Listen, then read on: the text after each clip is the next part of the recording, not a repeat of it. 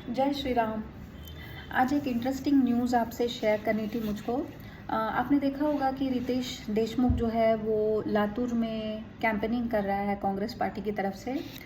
लातूर उनका home town है। शायद उसके पिताजी भी वहीं से इलेक्ट हुए थे और उस पे बार बार न्यूज़ आइटम्स आ रहे हैं और उसमें एक स्पीच में उसने ऐसा कहा है शायद कि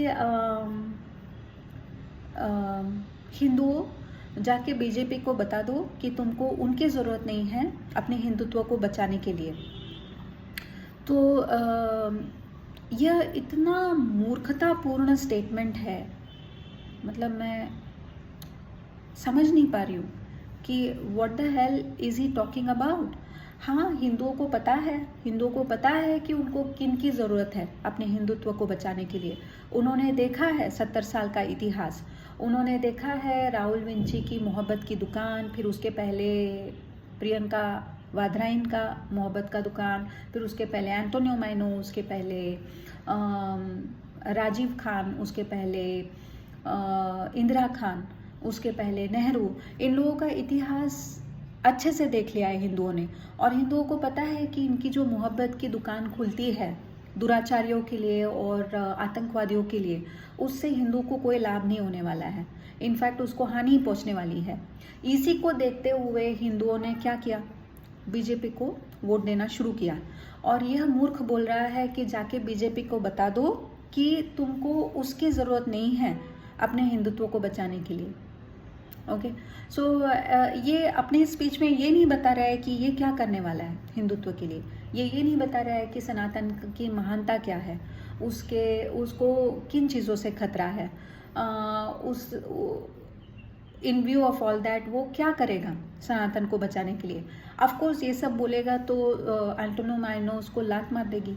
तो वो बोल रहा है कि बता दो बीजेपी को कि तुमको उनकी ज़रूरत नहीं है हिंदुत्व को बचाने के लिए।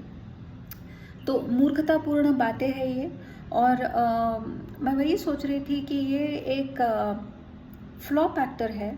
ओके, बॉलीवुड एक्टर है ये, जिसने दर्जनों मूवियों में एक्ट किया होगा, लेकिन इसकी एक भी मेमोरेबल मूवी या मेमोरेबल एक्टिंग आपको याद नहीं आएगी।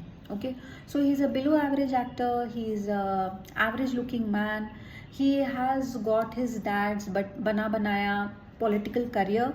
ओके, उसके पिताजी करियर पॉलिटिशियन रहे हैं, तो इसको दिख गया कि चलो इसमें भी हम घुस सकते हैं, और इसने शादी की है एक क्रिश्चियन से। ओके, आपको कुछ सिमिलैरिटी नज़र आ रही है। और एक ऐसे ही नमूने में, ऐसा ही एक नमूना तमिलनाडु में भी है, उसका नाम है उदयनिधि स्टालिन। वो भी एक बिलो एवरेज, मतलब बहुत ही डब्बा एक्टर है, जिसकी कोई मेमोरेबल मूवी या कोई मेमोरेबल परफॉर्मेंस नहीं है, जिसके पिताजी भी एक करियर पॉलिटिशियन हैं, जो उसको भी बना बनाया हुआ पॉलिटिकल करियर मिल गया है जिसमें वो घुस गया है। और उसने तो जाके बोल ही दिया कि सनातन जो है वो डेंगू और मलेरिया है, और मैं उसका उसमें उसको ख़त्म कर दूंगा। और फिर बाद में और बोलता है कि I want to confess that I'm a Christian, I'm a practicing Christian। फिर और जाके बोलता है कि I'm not apologetic, I'll not be apologetic for what I said, I don't regret what I said about Sanatan। और बाद में एक जगह पे तो बोलता है कि सनातन को ख़त्म कर देंगे ऐसा बोला था तुमने, क्या ये संभव है, ऐसा किसी रिपोर्टर ने पूछा, तो ये बोलता है वेट एंड वॉच। ओके, तो और उसने भी एक क्रिश्चियन से शादी करके रखी हुई है। तो देखो कितनी सिमिलैरिटी है इन दोनों लोगों में। और मुझे आश्चर्य हुआ है कि एक मोदी, एक योगी बनने में हज़ारों वर्ष लग जाते हैं। मतलब बहुत डिकेड्स के बाद आपको एक ऐसा नेता देखने को मिलता है, मोदी जी समान या योगी जी समान, इतना निस्वार्थ और इतना देश प्रेमी। और ऐसे जो फड़तूस लोग हैं वो हर गली मोहल्ले में पैदा होते रहते हैं। तो स्वागत कीजिए आप लोग सब महाराष्ट्र के उदयनिधि स्टालिन का, एके रितेश देशमुख का। और मैं आशा करती हूँ कि महाराष्ट्र के जो हिंदू हैं वो मूर्ख नहीं हैं, वो इसको कभी वोट नहीं देंगे। तो यही आपसे कहना था। जय श्री राम।